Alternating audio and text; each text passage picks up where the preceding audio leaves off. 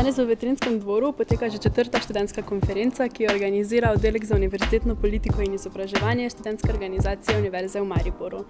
Tema letošnje konference je Poglej v prihodnost.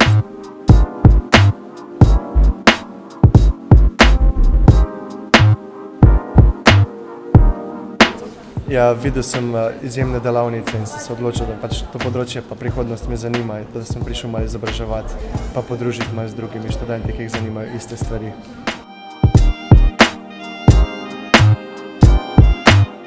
Pa zdi se mi, da so zanimive vsebine pa aktualna tematika za pač prihodnost.